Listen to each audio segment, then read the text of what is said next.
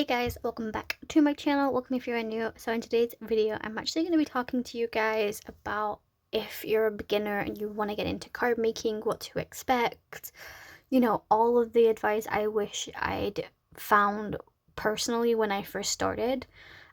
So if you guys have any requests on any other little topics that you want me to do, let me know in my comments or give me a message over on Instagram, which will be linked in my description for you.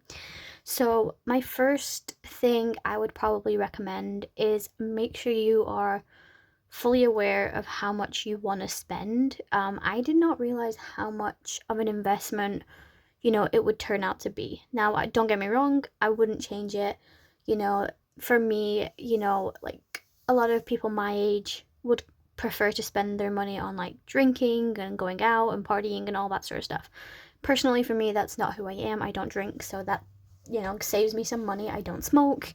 I don't really go out to like parties and stuff like that. So all of that adds up and it saves me quite a lot of money, and this is where my investments and my money does go because it's what I enjoyed doing. So the reason I got into card making as well was because I found it very therapeutic for my anxiety at the time. Plus I'd always wanted to start a YouTube channel. Never really knew what kind of direction I wanted to do because originally, sorry about that. Originally, I wanted to be a vlogger, like daily vlogger, but my life isn't all that exciting. It's pretty much very much repetitive sort of things, and I was like, nobody's gonna watch the same thing, day in, day out. It's not fun. So I was like, okay, what other way could I go? And card making came up. I was like, you know what? I make some cards. Why not film it and go along with it and see how we get on? If I don't like it, I can always just delete the accounts. And yeah, so that's what I did, and I'm really glad I did do it. But like I said, be ready to commit to investing into your products because there are so many products out there that are like counterfeit products. Please do not buy counterfeit products because it takes away from the companies that originally designed them, produced them, manufactured them, all of that. There have been so many brands recently that, I used to go to for when I first started, and a lot of them have closed down simply because of that. So if you see something on, like, say you're on Temu or Amazon or AliExpress, and it doesn't clarify whether or not it's an official named brand, do not buy it, okay? Like, I'll show you what I mean because I'm a person that goes into my own time and I will basically add things in to my basket. That way I can go back and then report it. Like this straight away, I know that this photo and this set is from the Greetery. Even the picture says thegreetery.com. But when you buy this, it will not be from the Greetery. It will be a counterfeit product. As you can see, that's the die. Like, it's straight away, it's a counterfeit product. And what I do is I generally add them to my cart so I don't lose them because obviously they get taken down or changed. So what I do is as soon as I find it, I will copy the link. I will then go onto my internet and then I will type in, obviously, this one obviously is the Greetery, so they do that, thegreetery.com.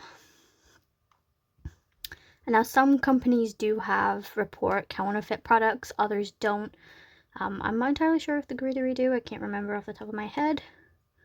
So they have the contact us more button, policy, keep in touch. Okay, so they don't actually have a actual counterfeit reporters. So what I'm going to do is I'm going to click on Instagram. Open up on Instagram. And I'm just going to give them a quick message saying, hi, noticed Temu are selling, beware if I could spell, selling some of your designs. Do you have a legal team I can send the links to report it. I've reported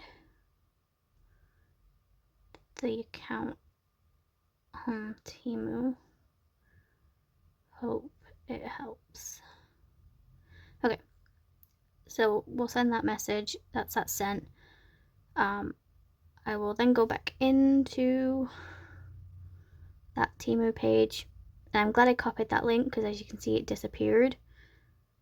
So we just paste that in, copy, and then we're gonna go to down here where it says, how far down do I have to go? Here where it says product details, it says save or report. We're gonna report it. Select reason, copy or trademark, counterfeit item. This item is a die cut from the Greetery. I really wish my phone would keep up with me. From the Greetery. I check this box if you're trusted. Full name, Kelly Georgina, your email. I've checked the box. There we go. Now they're sending me an email just to confirm I am who I say I am. Don't know why it does that, to be honest, but you know, sometimes I do get messages, why am I on PayPal? Then we go into here, we copy that, go back in here, paste that. There you go, reported. So that's what I tend to do a lot of the times when I see stuff. But yeah, it's just very annoying. Like I said, a lot of companies are now shutting down for that reason. And again, it's not fair on, you know, the people that go out of their way to design something for us. Anyways, getting totally off topic. So yeah. So the first way I got into card making, obviously, it was when I was a kid.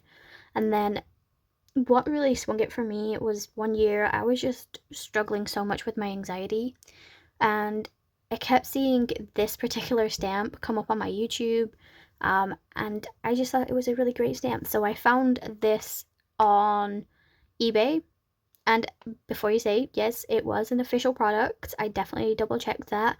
I made them send me the barcode, the identification number, and then I also sent the image from the eBay account to Concord and 9th to get them to verify whether or not it is legitimate.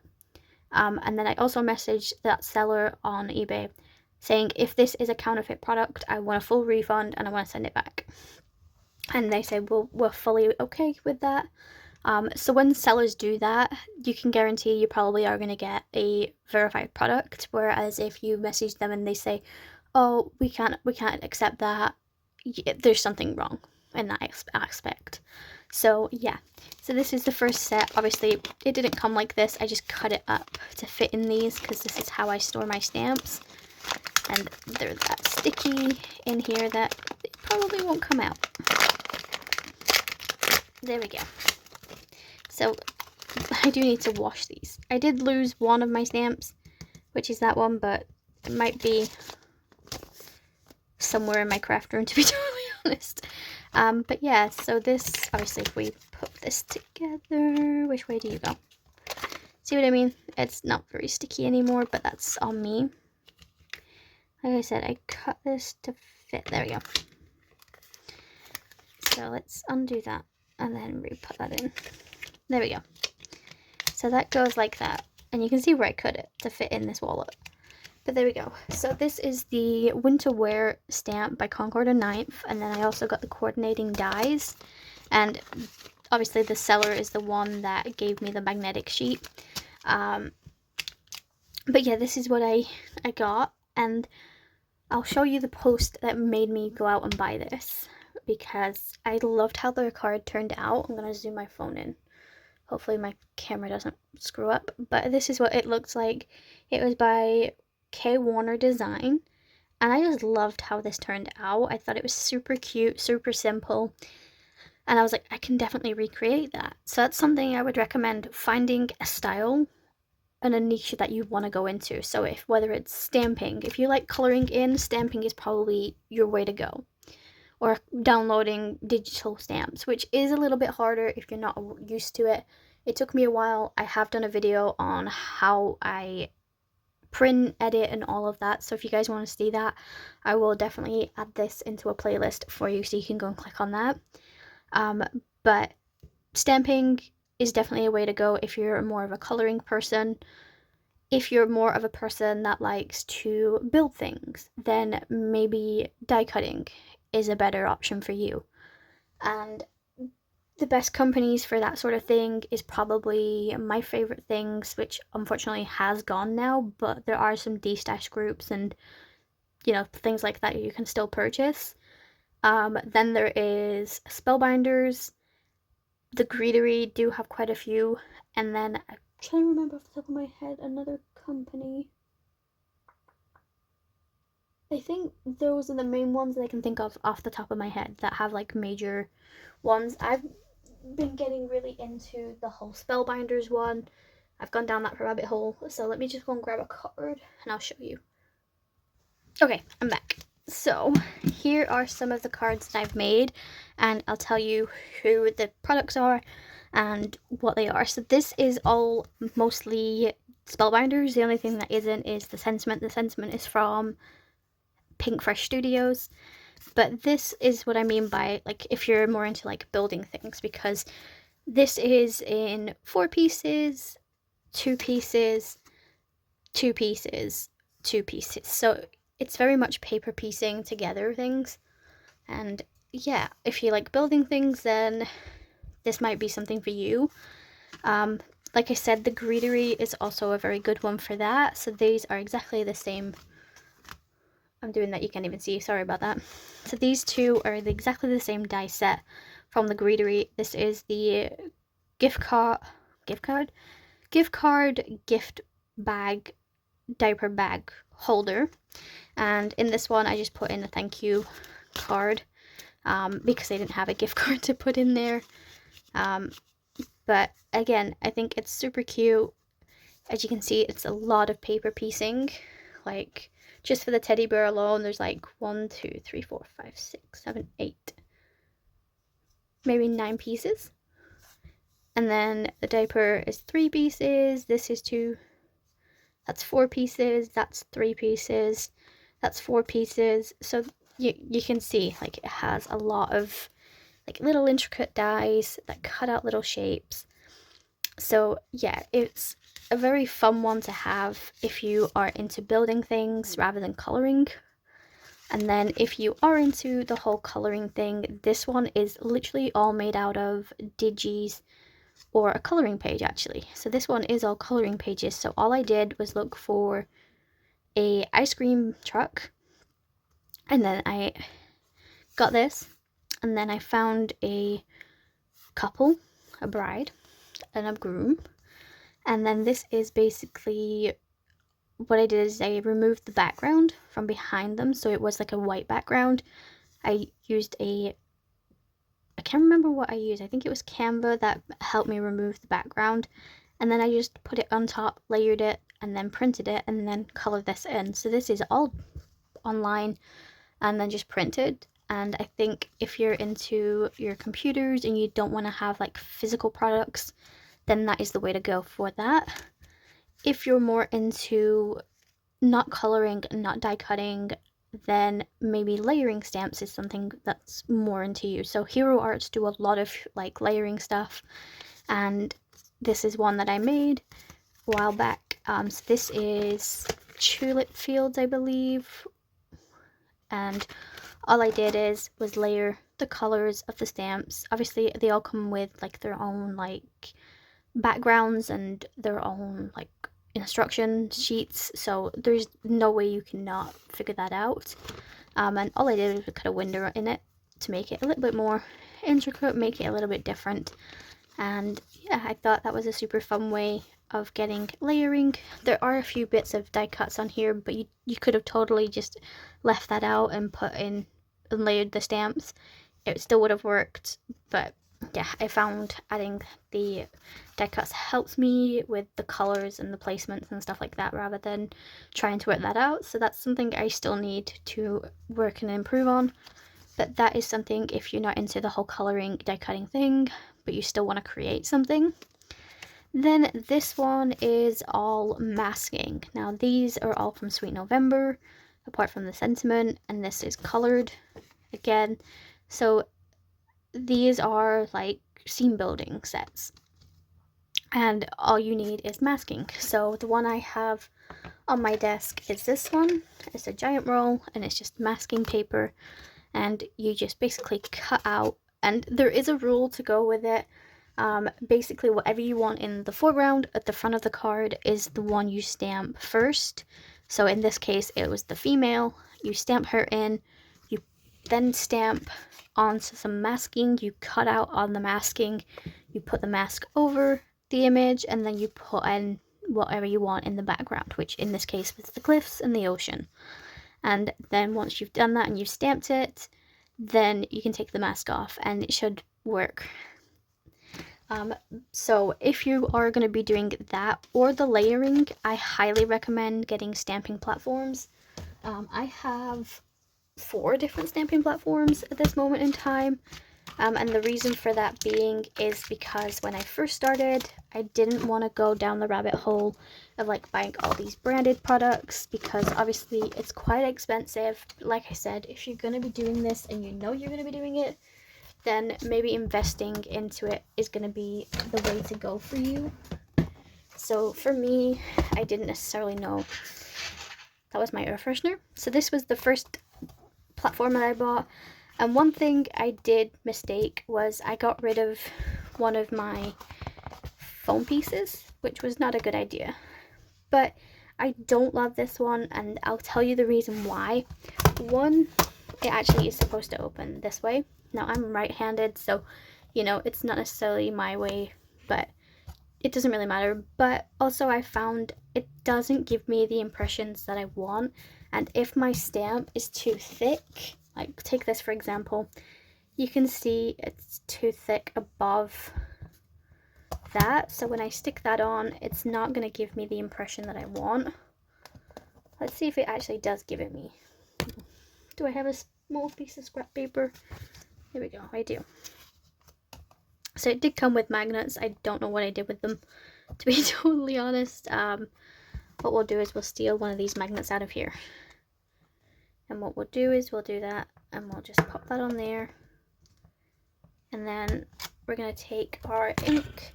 Now for inks, I highly recommend Memento Tuxedo Black as your statement.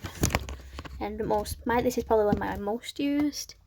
And the reason for that being is it's alcohol marker friendly, so it doesn't bleed.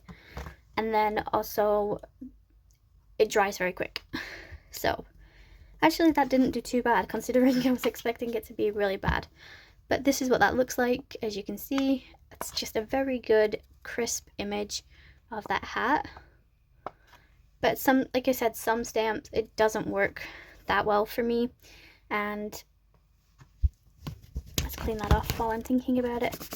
So I found it easier not to use that, and I ended up going out and buying a new one. But I have that one as a backup, so if I want to take some of my stamping supplies to my dad's during summer when I can't be in my craft room, then I can totally do that. So the one I ended up buying was this one, and this is the Hampton Arts Stamping Perfect. Now a lot of people love the Stamparatus, which is by Stamping Up. I don't know if they still do it. If they do, then it's very hard to get a hold of, especially for people in the UK. Then there is, I'm trying to think of all the ones. There's the Misty, which is probably one of the most known brands as well. They are available. Again, it is very pricey though, so you are looking at investing what is worth what you want to use it for. So what else is there? There's a few more, but those are the 2 that I can think of, and then this one. So I got this one. This is it's supposed to be 10 by 10, but it's 8 by 8 mostly. And as you can see on here, it's got markings to find where my placement goes. I don't really use this one as much. The only time I use it is when I'm using like 5x7 card bases, but otherwise it's pretty much all used with the smaller one that I have. So this is I think this is a 6x6 technically, but I can't remember off the top of my head. But again,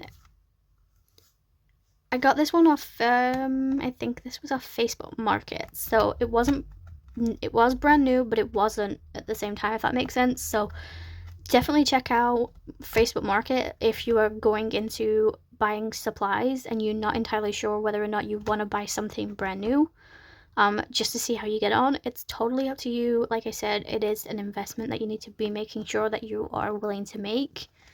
So those are the two that I have. And then, yeah, so that's the difference. And then once you get into it and you start learning, you can make simple cards like this. Obviously this is using this set, and it is literally all it is me stamping these off using the coordinating dies. Speaking of dies, the first die cutting machine I got was this one. It is very tiny. So again, depending on what kind of die sets you want to go for, if you're going to go for something that's a lot bigger, you might want like a big shot or a platinum station, or maybe, you know, there's so many different die machines. There's electric ones, so if you're suffering from like arthritis and stuff like that, or you have weak hands, that might be a better solution for you. Like I said, I have this small one. I actually bought a secondary small one, and I was supposed to give that my aunt, but then obviously she started developing weak hands, so I ended up getting her an electric one. So now I have two of these, which is fine. And then I have my big shot across from me, which I use mainly for embossing folders, big dies that won't fit through here, you know, all that sort of stuff. So again, you're looking at the tools that are going to work for you. Like this one is perfect for this set because all of my dies will fit through here, like with no issues. As you can see, it doesn't matter which way I face it, it will fit. So yeah, if you were going to buy just one set like that, it will fit through here, but again, you just got to make sure you're looking at the sizes more than anything. And then, like I said, all this is that being die cut, colored in, and then all I added was some clear gloss embossing, and we get that look of, like, you can see the glisten on it. So I wanted to add glitter, but without adding glitter, and sometimes clear embossing powder is the way to go. And then all I did is I propped up all of my little pieces using foam adhesives, and right now I don't seem to have any on my desk, which is generally the case. When I need them, I can't find them, but when I don't want them, they're there within like 10 seconds. But yeah, so I have these ones. These are like the stripped versions. As you can see, they're just like full strips, but you can buy little foam pieces. I have one on my desk. This is what it looks like. So it's just a small square, and it's got double-sided tape, and then you put it on under your thing and it props it up. That's literally all that is. So it's very simple once you get into it and you start finding ways to work. So this was for my Aunt Sarah and my Uncle Sean, and I forgot to give it them, so this will get given to them for next year. But once you get into it and you start learning the techniques, some look a lot harder than they actually are, like this one. So I never thought I would be able to make a interactive card like this, and this is a wobbler, and literally all it is this little hook. Let's see if I have one on my desk.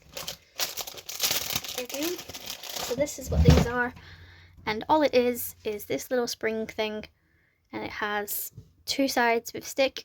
So this one obviously goes down on your card, and then this goes behind whatever you want to wobble. In this case, it's the front of my washing machine, and I just think it's super fun. So there's stuff like that.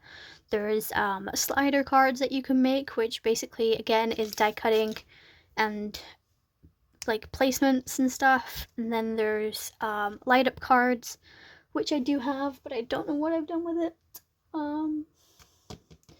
What did I do with my light up card? 1 second. Okay, so I couldn't find my light up card. I think I may have given it away, but this is one that I made at Christmas. And my grandparents got this, and like I said, it literally lights up. You see? So again, sometimes they just look a lot more complicated. Once you figure out how to do it, they're very simple once you're figuring it out. So yeah, I absolutely love having things that are interactive, you know, like this. These are shaker tags. All I did was use a die cut from Lawn Fawn. The images are from Sweet November. The shaker is just some random sequins that I got from any store. And then some ribbon with a glue dot, so you can change it if you need to. And I can't remember. These are from just a plastic wallet that you generally use for like CDs. And I got packs of those in a sale on eBay once. Because I wanted to reorganize all of my CDs, and obviously CDs, they were a thing of the past. And I was like, okay, so now I have like 3,000 CD wallets, what am I going to do with them? And I bought a fuse tool, and I'm not going to get into the whole details of that. If you do want to know about it, then let me know and I'll do a video.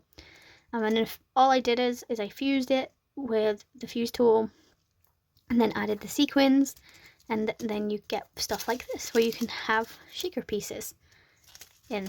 And I thought this was super fun. So I think my advice, if you want to do shaker cards, is either try shaker pouches that are actually made simple, so all you have to do is literally put your card in and add sequins. But for me, once I figured out how to make a shaker card, it is a lot easier than it seems. But what I'll do is if you guys want to see how I use my fuse tool, then let me know down in my comments, and I will make a video. We'll do some more tags, maybe like we'll do Easter or something, and then what we'll do is we'll make them into like Valentine's Day or Easter holidays. We'll figure that out, but let me know down in my comments if you want to see that. Or if you're like me, sometimes I don't always have time to go out and make a card. So what I did is I bought some blanks from Tesco's. These literally didn't have any wordings, no nothing. So it was basically just that on its own, nothing. And all I did is I added, so here you can see, it's literally just been a blank card. And all I did is I added Spectrum Noir, which is one of these pens. And this just adds glitter.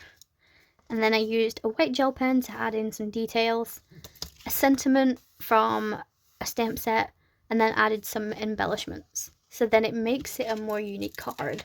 So there is not another card like this in the entire world, because obviously nobody else has the same ideas. But like I said, you can totally go out of your way. Like you can see this one's blank, right? There's nothing on it, there's no sentiment, there's no added details. So what we'll do is, while I'm sat here, I might do that. So again, I did one for football. All I did was add a happy birthday in this, added the black, and added the white. And it just adds so much into the cards. So let's do this one. So I think we should do this and make this into a baby card maybe. And I'm just going to go and grab my... Okay, sorry guys, that took a little bit longer than I thought to find a sentiment that would work. So I'm going to bring in these. So this is the Little Monster by Neat and Tangled.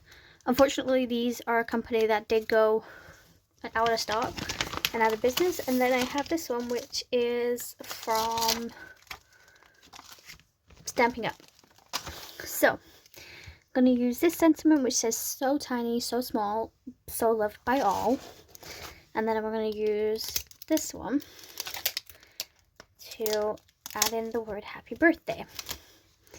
So we're going to add happy birthday up here. And we're going to add this one down here. And what I'm going to do is I'm going to try and find a color that matches this. And I think I have one perfectly, which is this one, Summer Skies. And I'm going to use that for my sentiment down here. And we'll see if we want to make that green or if we want to make it black. So this is where we get our stamping platform out, and we add in our card. So like I said, sometimes it does work out cheaper just to buy cards. I think these ones that were just blank were like 25 pence, something like that. So again, very inexpensive, but definitely worth picking up just so you can add in your own touches to it. So we're gonna do that. Actually, I'm thinking we may want to do green down here and then blue up here, so that way it kind of matches, but we'll see. We'll see how we look. So we use that, we add in our sentiment like so. Be careful not to drop your ink pads face down. I've done that a number of times, and sometimes it does take a couple of ink presses. It just depends on how juicy your ink pads are and how much of the thing you want. Take that off, and then I think I am going to add black up here for the birthday sentiment, just so it pops off the page a little bit, like so. I'm going to take the word happy birthday. We're going to take our black ink. Should only need one of those really, because I only just re-inked my ink pad. There we go. And then I highly recommend cleaning off your stamps before you put them away. And there we go. And then I'm just going to bring in a white gel pen to add in some details on our little dinosaur.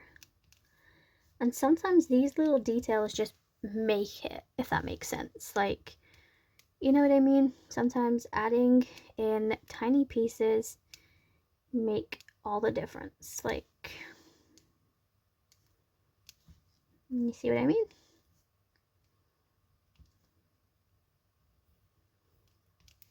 Like, already I think that looks way better and more personal. So look how cute that is. All we did is we added a sentiment and some gel. I need to get my camera to zoom in now. And then I'm gonna add in our glitter. And I'm actually just gonna follow the cloud.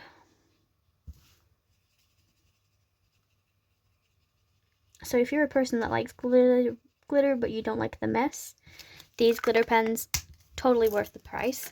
I've also done one where you can make your own, so if you guys want to see that, then I will link that video as well. My camera's going to flash now, that's going to bug me.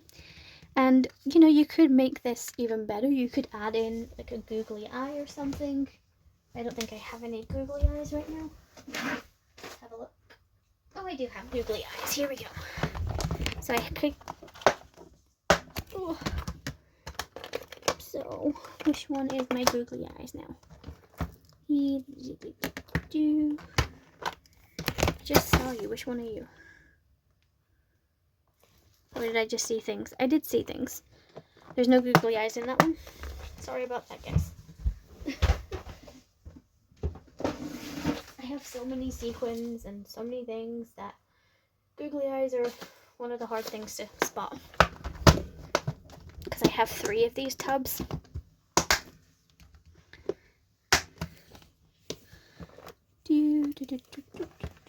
There we go.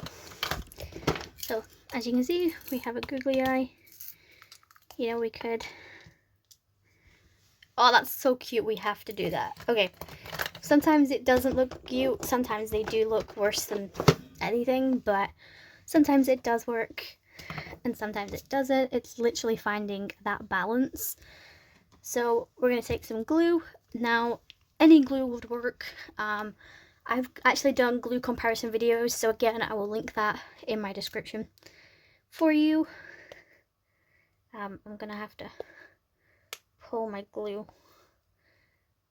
that's set around the rim, which generally happens a lot. And then all I'm going to do, we're going to take his eye away. We're going to add a dash of glue. I went a bit OTT with my glue there, but it's totally fine. There we go. And that's that. Now I might add some pearls in, but I don't want to take away from his cute little eye. Look how cute that is. Like, that is so sweet. So like you can see how much of a difference that made from before, and it cost me less than £1 to make. So if you are a person that has or just wants sentiments and you like buying cards that are already done, do that. Buy a card, buy some sentiments, and make them your own. And like I said, this is like the only one of this card in the world, you know, so they definitely make a bigger impact than just any store-bought card, or if you don't want to make a full plain one. So yeah, I hope you guys found this helpful. Like I said, if you have any video requests that you want to see, or you know, want me to go into any more details about, then let me know down in my comments and I will get that done for you. If you guys are not yet subscribed, consider subscribing and check out the rest of my videos. Like I said, the ones that'll be linked in my video description will be the ones for my glue comparison video, I can't remember what else I said in this video, but when I watch the replay and the editing, I will definitely make sure I've linked everything for you. So I will see you guys in my next video. Bye guys.